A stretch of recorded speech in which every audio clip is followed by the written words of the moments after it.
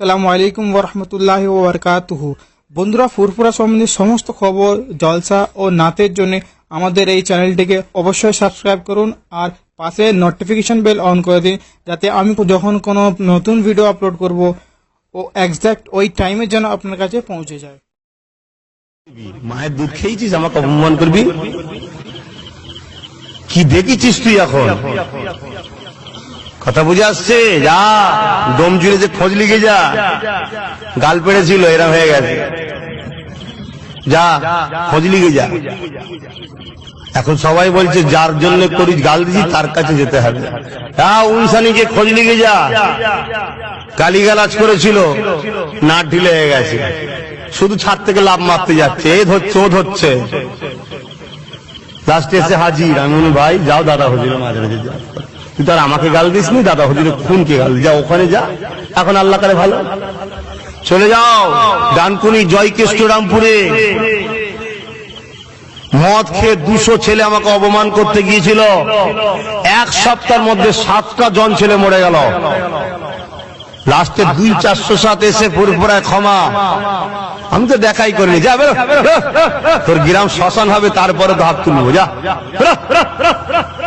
লাস্টে আমার ইব্রাহিম চাচাকে ধরেছে যে হুজুর ভুল হয়ে গেছে, একটু বুঝা। চাচা আবার আমাকে ডেকেছে, কচি এরম করুন, যান মাদার জাত করেন, যান।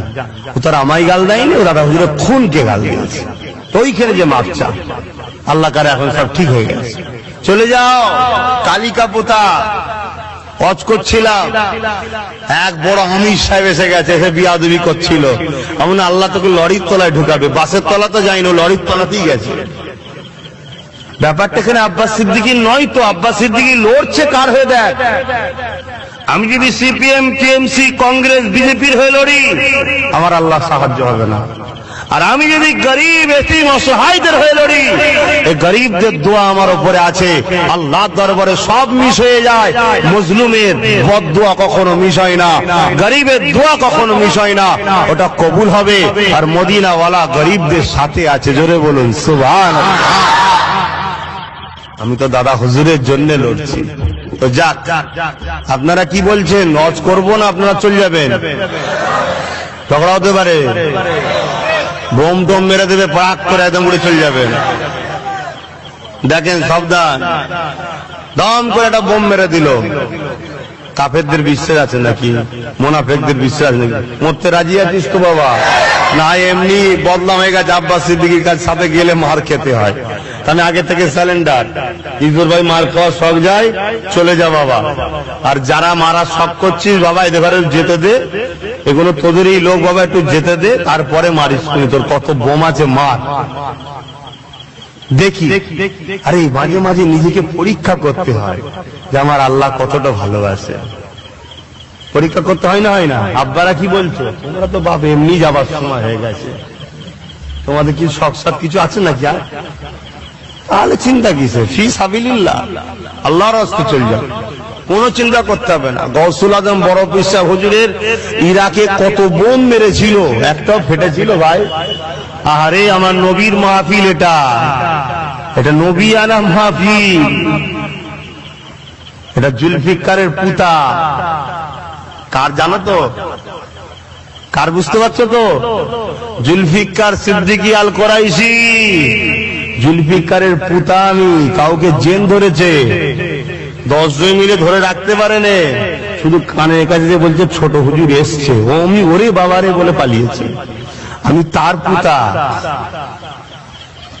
অতএব ওসব দুনিয়া ফুনিয়া ভয় করিনি আমি, একমাত্র আল্লাহ যিনি আমায় সৃষ্টি করেছে, যিনি আমায় খাওয়ায়, যিনি আমায় দুটো চোখ দিয়েছে, দুটো হাত দিয়েছে, দুটো পা দিয়েছে, দুটো কিডনি দিয়েছে, যার কুদরতি হাতে আমার জান আছে। আমার হাতের, আমার জান কারো হাতে আল্লাহ দায়িত্ব দেয়নি। অতএব তোমাদের দায়িত্ব দিয়েছে না কারো হাতে? হ্যাঁ, বিজেপির হাতে দায়িত্ব দিয়েছে আল্লাহ নাকি? শুধু কিছু হলে বলছি বিজেপি। মুসলমানকে বিজেপি দেখাচ্ছিস পাগল কোথায় গেলে? যা কাফের দেখারে, যে মুনাফিক দেখারে বিজেপি দেখা, যাদের সাহায্যকারী আল্লাহ নয়, যা দেখ যা। মুসলমানদের সাহায্যকারী আল্লাহ, জোরে বলুন সুবহানাল্লাহ। ফেরাউনেরকে দেখে নিয়েছি আমরা, নমরুদকে দেখে নিয়েছি আমরা, সাদ্দাতকে দেখে নিয়েছি আমরা, আবু জেহেলকে দেখে নিয়েছি আমরা, এই ভারতবর্ষে পৃথ্বীরাজ চৌহানকে দেখে নিয়েছি, হিটলারকে দেখে নিয়েছি, ব্রিটিশদের ঘরে দেখে নিয়েছি। আমরা এখন আমেরিকার প্রেসিডেন্ট ডোনাল্ড ট্রাম্পকেও দেখছি। আমেরিকায় মুসলমান ঢুকতে দেব না ঘোষণা করে দিল। আমার আল্লাহ বলল, একটাও আমেরিকা থেকে তোর দেশে, বাইরে থেকে একটাও মুসলমান তোর দেশে আসবে না, কিন্তু আমি আল্লাহ তোর দেশের রাষ্ট্রপতি মুসলমান বানিয়ে দেবো। জোরে বলুন সুবহানাল্লাহ। আজকে আমেরিকার রাষ্ট্রপতি মুসলমান, আমেরিকায় ডেইলি হাজার হাজার মুসলমান হচ্ছে। তো তুই কার সাথে কার পাল্লা দিচ্ছিস বাবা? তুই যদি কাফেরের হয়ে এত দাদাগিরি দিস, তাহলে আমি রাসূলুল্লাহর হয়ে আমি কি করব বুঝতে পারছিস নি? তোদের মাথায় ঢোকে নে? হ্যাঁ, মায়ের দুধ খেয়েছিস, আমাকে অপমান করবি? কি দেখেছিস তুই এখন? কথা বুঝে আসছে? যা ডোম জুড়ে যে খোঁজ লিখে যা।